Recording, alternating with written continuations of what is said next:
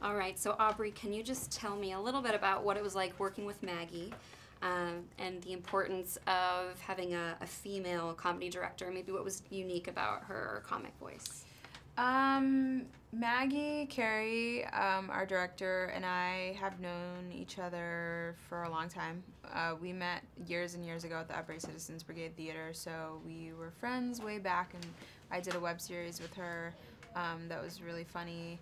And she always she wrote the script and sent it to me, and I immediately knew I wanted to do it, not only because the script was hilarious, but because I wanted to work with Maggie. She directed me in this web series a long time ago, and she just always was an amazing director. And not only just as a female director, but just as a comedy director, she's really funny.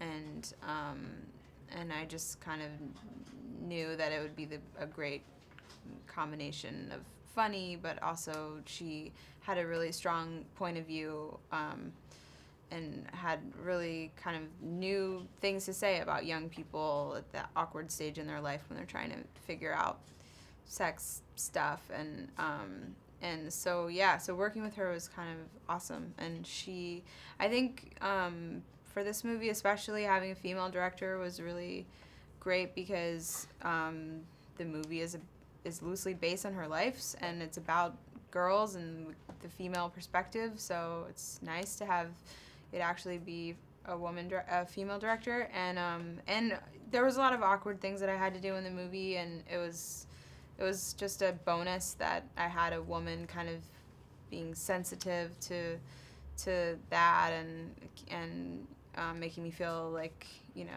safe and supported while humping pillows.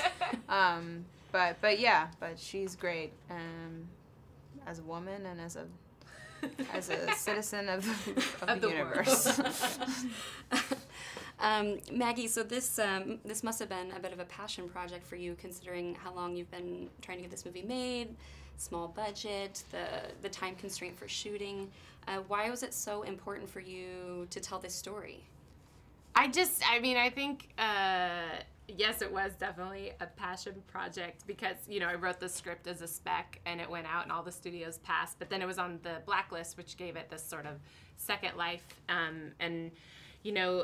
It just was, I just really wanted to tell that story of it's your classic coming of age story, where, although this one is more like the quest of learning how to not just have sex, but all the things like leading up to that moment. But I really just wanted to tell from a teenage girl's perspective. And when you're a teenager, you so badly want to know about things, and the only way to know is to actually experience them.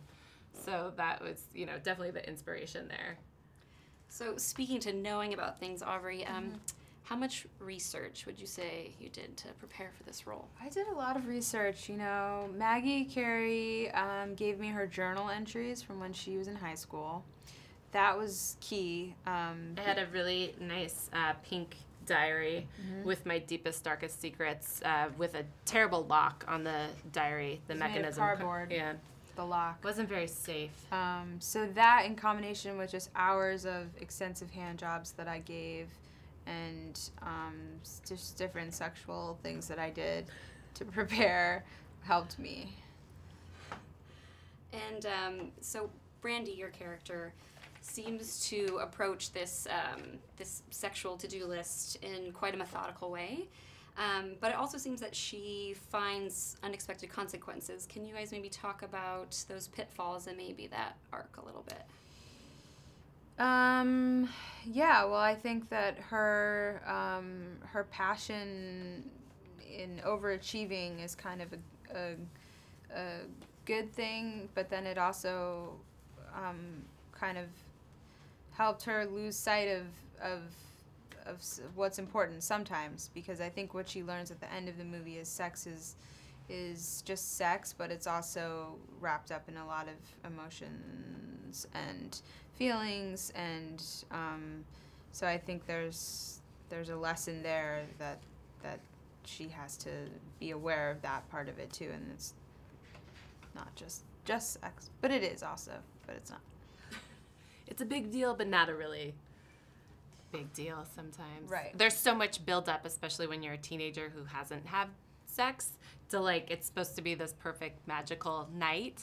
But I don't know anyone who had that perfect magical night.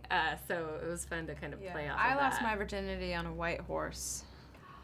With That was my dream. it was.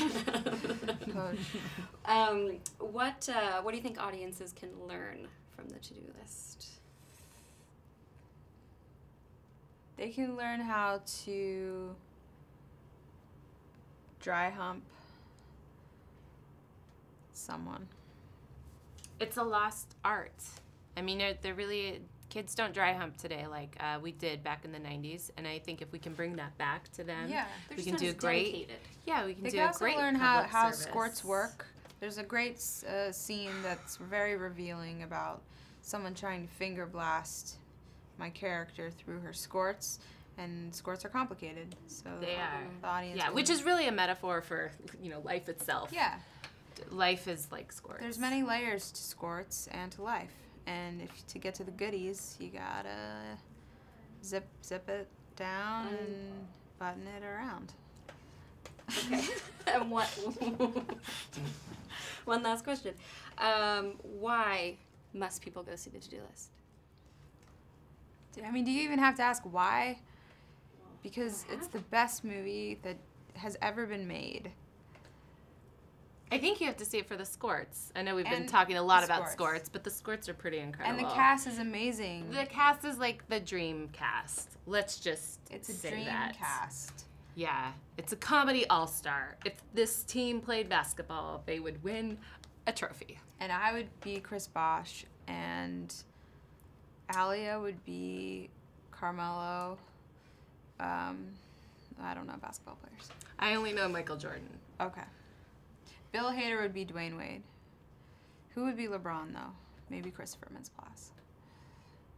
Or Connie. Or Connie. No, you're right. Connie would be Connie LeBron Bryant. James. Yeah.